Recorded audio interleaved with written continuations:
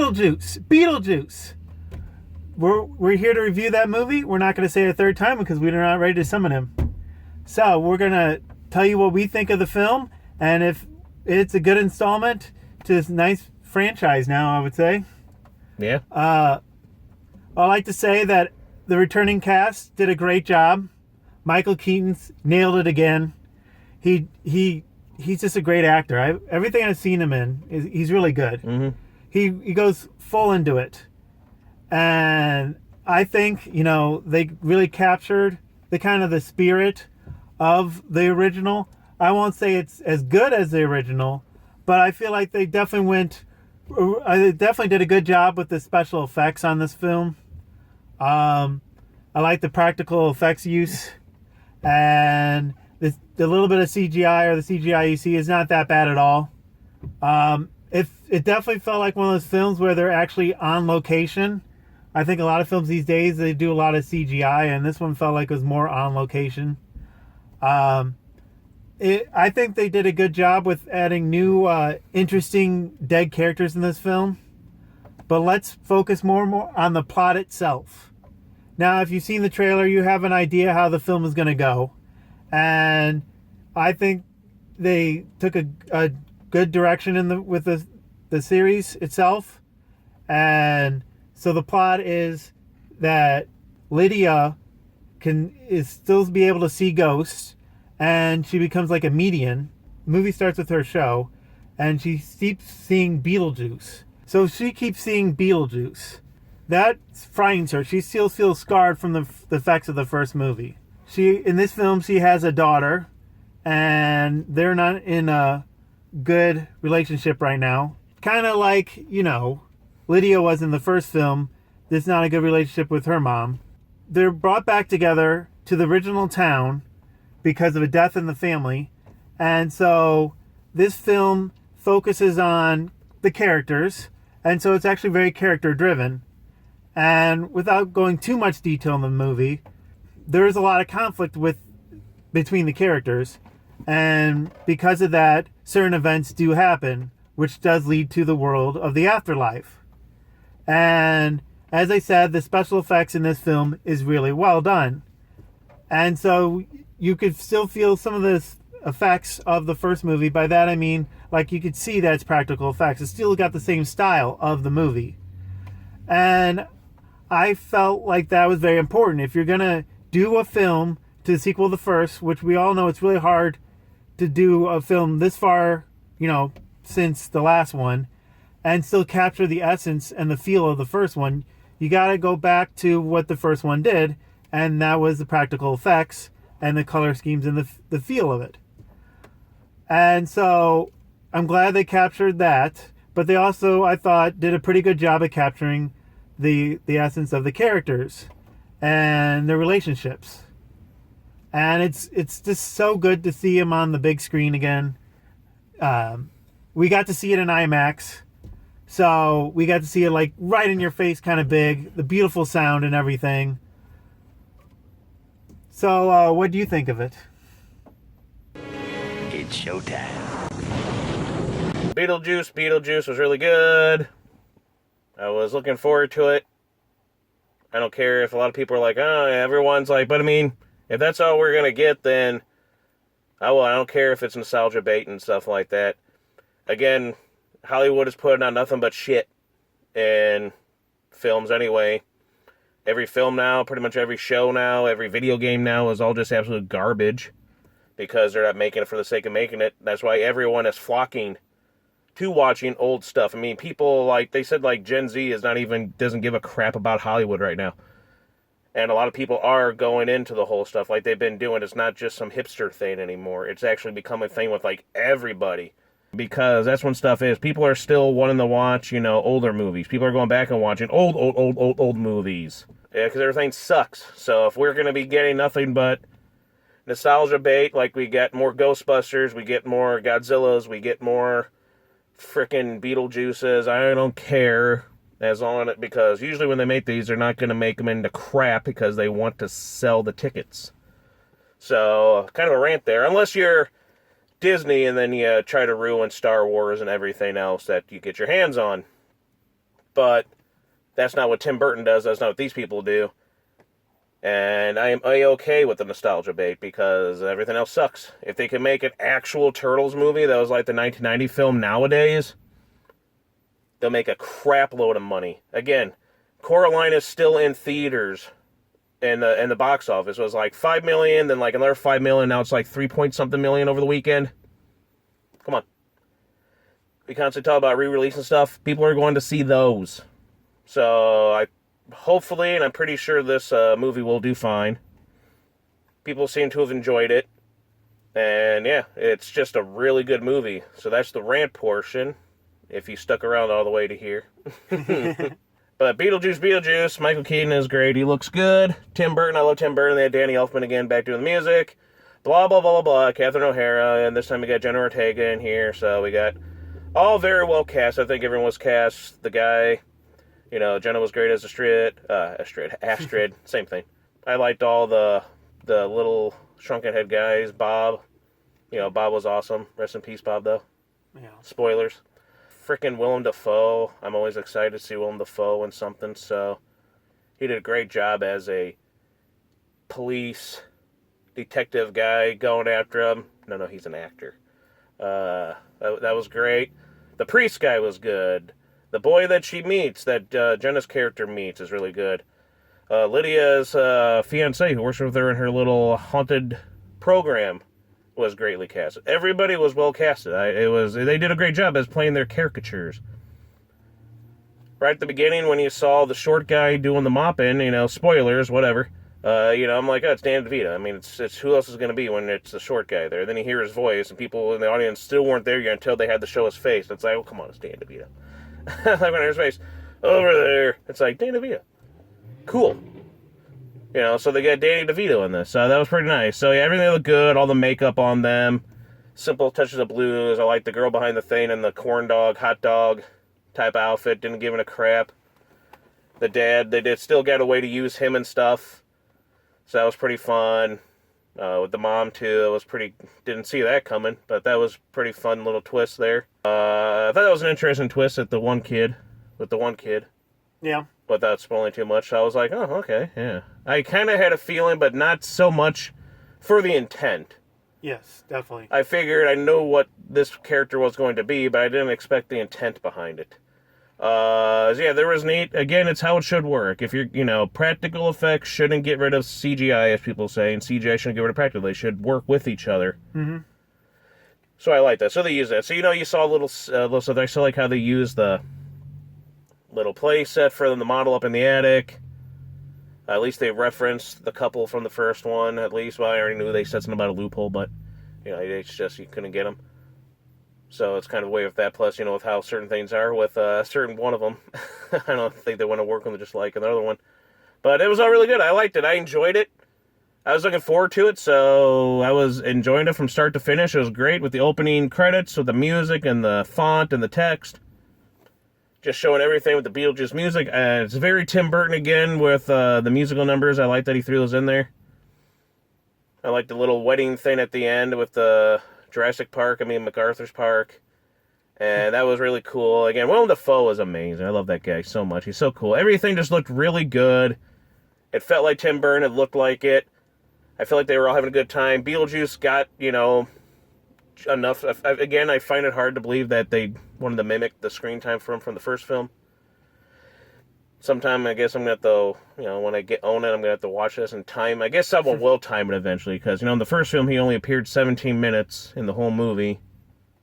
It's like a lot of movies where it's like, well, Darth Vader is only technically in the movie for like 5 minutes or something like that, but it feels like, Heath Ledger's Joker was only in the movie for so long, Yeah. Just like I know it's not to the same extent for most people, but for me, it's always been like, Elsa steals a scene from Frozen, and she had less screen time than Anna and everyone else, so it's kind of like, and then who are the ones out of the poster people of the stuff? It's always those ones, even though they have small screen time. Jaws, he was kept hidden for most of the film type of stuff. But, so apparently they wanted to have about the same runtime, so they tried to win for another 17 or so minutes of just screen time. They didn't want to go too much further above that, so I'm like, fascinating. And it worked because Beetlejuice is used pretty well, even though just really well, like from the get-go. I really liked it. Really fun. Had everything about it. I can't believe they made something like this nowadays. I liked all the choices. It screams a lot of current Tim Burton, too, because I'm thinking Dark Shadows and things like that a lot when I'm watching certain scenes. Like, I really enjoyed Dolores' entrance, where she has all her pieces coming out of the crates and luggage or whatever, and she puts her body back together and staples and stitches everything up there. That was pretty nice, and I like the little finger, like, I'm going to put it on there, and she had, like, the half the face. I like how it's, like, a lot of gruesome in this movie, too. Very thankful for that, because it's just great. I mean, it looks and feels that, so she was neat. She was pretty awesome. I liked the little backstory where he spoke in a foreign language, and he had the black and white movie, and that was pretty interesting. All the stuff was very interesting. A lot of twists and turns, I was like, okay, this is very good. Simple little movie. A lot to it, but very well done. Everything, I thought everything worked together. I didn't think it dragged. I liked it. The ending, I heard people coming out that they said, like, some people were complaining about the ending because they said that was a little too much, but, this is what I say to them, because it's like, well, it's a PG-13 movie. It's Tim Burton. It's horror. Horror does this kind of stuff. Don't go watch Evil Dead if you can't handle just a stupid little scene like that at the end, which I saw coming, and it was obviously an homage to The Fly, but because at first I was like, oh, okay, and then it's like, oh, okay, I guess you're just showing these little moments, and then it comes to when I noticed when they got to the hospital thing there, I was like, I know what's going to happen now. This is The Fly, and it was basically, so that was pretty interesting. If you know, you know. Otherwise, spoilers. So that's pretty funny. And then Beetlejuice with all his lines and everything there. I liked when he was playing his little song there. I'll be waiting here for you. That was funny. I liked all the characters. I liked the guy that was gonna, the fiance of Lydia. He was very well everything too. Everyone just really was well done. Even the little assistant girl that worked with Willem Dafoe's character was interesting, because she was very helpful. I like how he's like, well, it makes me why I decided to become a cop. It's like, but you're not. You're an actor. Thanks for always making me stay, keeping me real, or, because his line was like, keep it real. So it's kind of just, I like all that little stuff there. It was cool. You got the sandworm. I had that kind of stop motion-y look still to it. Everything worked. I enjoyed it way too much, as I hoped for. So for, like, one of the very few movies this year where the hype lived up fully for me, where the hype was like, you try not to get hyped up, but I was hyped up for Ghostbusters, Frozen Empire, and then Godzilla, stuff like that, and great movies, but there are some negative parts in those movies that I can go on with. This one, I'm having a hard time finding a negative. I actually really enjoyed this one too much, like Deadpool and Wolverine. If there's any negative thing in this movie, it's out of my mind right now. Like, I can't think of it. Enjoyed it way too much. It was really good. I hope they do another one. I hope it does well enough. I think it will. Just that good. Death and everything is always a neat subject. Tim Burton does a great job with it. All these people reunited. Amazing. Loved it. It lived up to the hype. It stayed at the hype. And I can't think of anything negative. I enjoyed it too much. Good job all around. 100%. I love it. Yeah, I enjoyed it a lot too. I try to stay away from the trailers, but you can't avoid that. And even with that, I mean, it did live up to the hype, like you said. I wasn't disappointed with it at all. It is made for the fans, at least as far as I'm concerned. I think that it does a good job. Was it before that trailer? Was it before that movie, I think? But anyway, continue.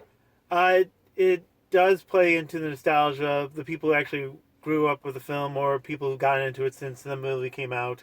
And you're right. People are getting drawn to these older franchises because the stuff they keep coming out with is actually what you said, crap.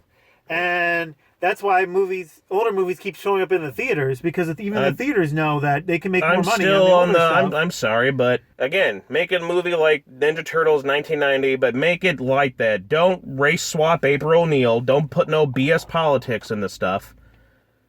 Don't add any other stupid stuff. Just have it be just take a freaking story from one of the comics if you have to. One of the original comics. Keep it accurate. Put them in the frickin' rubber suits like Jim Henson did. And make it good. Put someone who's going to like it. Because too many people in charge of things now, they don't like what they're making. They even admit that they don't care for this thing that they're working on. And that's a ton of projects right now. And films and games and everything. Stop it. So put someone in charge there. You're going to have a big hit for a Turtles movie. Mutant Mayhem made barely anything. This would make something. Make another, like they did, people went to go see the Flash movie last year for Michael Keaton as Batman again. Do a Batman Beyond movie, an actual live-action Batman Beyond movie. Have him as that. You're going to get butts in the seat and you're going to make freaking money. I don't know what's so hard about this kind of stuff. Last year you could have had an accurate Ariel and King Triton, all these people, and you could have had a big freaking live-action Disney movie if you would have just made it like the cartoon, brought it into the real world. That's all you got to do. Don't make all this other crap. Make it look like how it's supposed to. Have people who will love this stuff and are passionate behind it. I still want Ash vs. Jason vs. Freddy, Freddy vs. Jason for an Ash movie. They can still do it. People will go see Robert Englund again. As people will go see him, all of them one more time. They'll go see that stuff. And I'd rather watch the same rehash of that stuff over the new crap they try, because new stuff they try isn't new stuff. It's just all garbage. And they desecrate over the old stuff. Yeah. Basically, as you said, I would like to see another Freddy movie because obviously people Keaton can do the makeup. I mean, why can't Freddy? I mean, that's even more scar makeup. They'll get butts in the seats. I'm sure those will get some butts in the seat. Everyone likes Michael Keaton. They like Beetlejuice, they like Tim Burton. Is this movie a good sequel? I think it is. I mean, obviously, you can't catch the exact essence of the first movie, but I think they did a good job. They did a great job. This is a good sequel. So I actually would love to see a third one. It'd be at least nice because you can tell where the title's going. They have to do Yes, they need to do one. But I mean, do it. This was a good sequel. This was a actual good sequel. So this is good. They did a great job. It would have been nice to see. I mean, I guess they, not really much hinting, I guess, but a Beetlejuice Goes Hawaiian would have been, I guess, in a sense, when he thought about it, kind of stupid, but it still might have worked. But right. At least we got something. So it's nice to see we're getting more Ghostbusters. We're getting more Beetlejuice. What else more can we get? I say do it. And just, I don't care again if it's a nostalgia bait or a cash grab. You're going to get money off of those. Yeah, it's true. Instead of making crap. If you want to make original stuff, then you better make actual original stuff and not, stuff that you're shoving down people's throats. Because people aren't going to go see that. No one wants to see anything original anymore. It's like, yeah, because they're not making anything original. Of course not. It's all remakes. And then when they do the remakes and sequels and stuff, it depends on who's in charge of it. Thankfully, there are people that are in good hands for like Ghostbusters and Beetlejuice and stuff like that. That's the people you need. People who are doing He-Man and frickin' Turtles need to look at what's going on with Ghostbusters and Beetlejuice to learn how to do things right.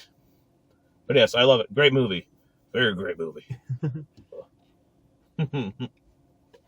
So let us know if you're planning on seeing this movie or if you've already seen it. We'd love to hear from you. So don't forget to comment, like, subscribe, and definitely go see this movie while it's still in theaters. Yes, it's a great movie. Go see it. Yeah. I was like, I don't care. It costs more to go see it, but I've been waiting to see this for a while now. The itch was there. I've been wanting to see that. I hope this was very anticipated for this movie. I definitely hope it has a good run. I hope so too. Because I would actually like to see it again before it goes, especially around Halloween. Everybody did a great job. It was very well done. Spoilers: the movie takes place during Halloween, so it would be nice to actually see it like as close as we can to Halloween. It would just feel like it's just the right season for this movie. Either go find me a Dolores. Hell yeah! So sucking, even though. But no, that movie, great movie. I give it a very, very, very, very high rating. So yes, definitely one of the top movies of this year for new movies. Yeah, it's kind of funny how good. It's finally starting to happen because it's like, I don't know, because like I said, as much as I enjoyed some of these, it's like, but I can't just Late Night with the Devil. Holy crap, that was like my top film. Yeah. And then I'm like, oh man, Deadpool and Wolverine. I'm like, see, that was one where I'm like. We'll go see it. I want to go see it, but the hype was gone. But it's like, you know what? We're going to go see it. And then you left the theater like, And then now it's like, oh shit, now knock that one aside right now. Maybe Beetlejuice is number one because I freaking those are the three best movies so far this year. Great freaking films, I love them, and this movie is amazing. So again, yeah, like, comment, subscribe. Let us know what you think of it. Hopefully you see it. Hopefully you enjoy it. Better, or it's coming for you. And then we'll see you again in another 36 years for Beetlejuice. Keep it gnarly, everyone.